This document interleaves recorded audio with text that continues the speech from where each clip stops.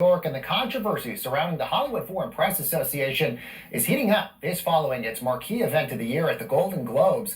Even before the February 28th airing of the award show, the association was already under intense scrutiny. This after a huge LA Times expose posed ethical and financial questions surrounding the Hollywood Foreign Press, including the fact that they have zero black members in the association. Now, more than 150 PR firms from both the U.S. and across the pond have now signed on to a letter, and they're calling on the Hollywood Foreign Press to take good faith efforts to start implementing transformative change within their organization, or the firms will no longer advocate for their clients to participate in their events or interviews. Very big news.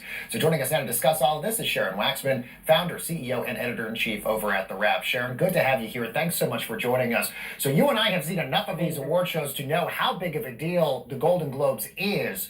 Just how big of a deal would it be if the Hollywood Foreign Press can't have their event because none of the clients are going to be there? Yeah, well, it becomes a bigger problem than that because they are pulling their clients now. They're not just pulling their clients for an event that may happen next year. They're talking about not participating in press conferences that are going on now for movies and television projects that are coming out. So they are putting immediate pressure on the Hollywood Foreign Press to come up with a very clear plan, and it's going to have to be a radical plan to satisfy what people are expecting. If you think about it, what I'm being told by the PR firms who organized this, and it was a handful of the top PR firms in Hollywood, they were getting pressure. They were getting questions from their clients, from their celebrity clients, who saw everything that happened around the Golden Globes this year, saw the controversy over there not being any diversity or true diversity in the organization. There is some diversity, but there are no black members, as you mentioned, and there hasn't been any black members for a very long time.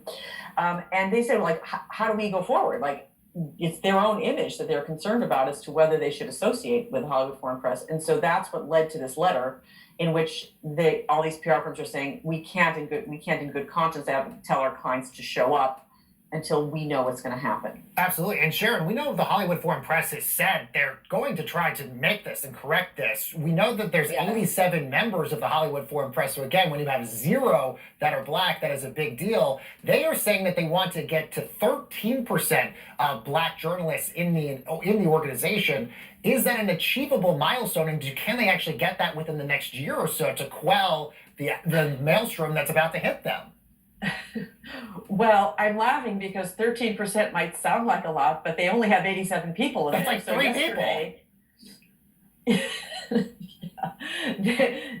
So I don't really mean to laugh because it is a serious matter, but I will say that it's been this very kind of knee-jerk response to these very serious threats that have come their way, where the Hollywood Foreign Press has known for years that it has problems of corruption. It isn't, because I personally have written countless stories about corruption.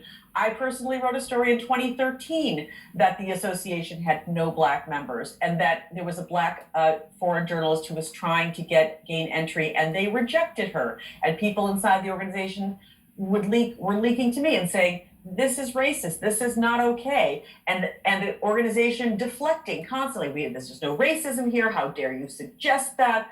So now they're being pushed every day, there's another measure, and so they're just reacting. We've hired a diversity consultant, we've hired a law firm.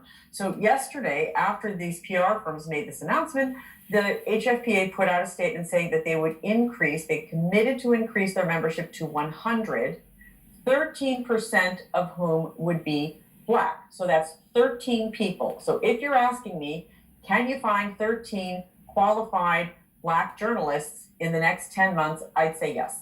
Okay, that's good. That's the optimism, obviously good there. Given the fact, I mean, again, we're talking small numbers. I'm optimistic for that goal, but I'll just tell you, because this is a very highly active story. I just got off the phone with the head of one of the PR firms that signed the letter, who said that's not enough. Wow, interesting. What would they like instead? Do they want more than 13%? Are they looking at, almost equal footing here? No, I don't think that's the point. I just think that it feels very piecemeal and very incremental, and is not pulling back and looking at what really needs to happen, which is a wholesale remaking of the organization. Absolutely. So I think that's really the issue. It's not that 13% is not a worthy goal.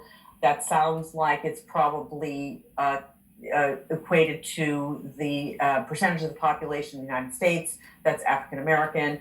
Whether that's even the right bar or not, hard to say. But that's not. And I will just also say, Time's Up has issued its own set of demands, which includes everybody resigning, literally everybody in the Hollywood Foreign Press resigning, and reapplying, and the whole board resigning, and the administrative staff resigning, and increasing the membership to 300. So I can't say what exactly the bar is, and I'm not sure that these PR firms who are withholding their actor and celebrity clients, whether they know what the bar is, but what they're saying to me immediately this morning is that an announcement that's sort of incremental like this is not what they're looking for. Wow, incredible breakdown, Sharon. Thank you so much for your insight on this. What a mess at the Hollywood Foreign Press. Thank you so much, Sharon, for joining us. Sharon Waxman is the CEO, editor-in-chief, and founder over at The Wrap. And coming up next,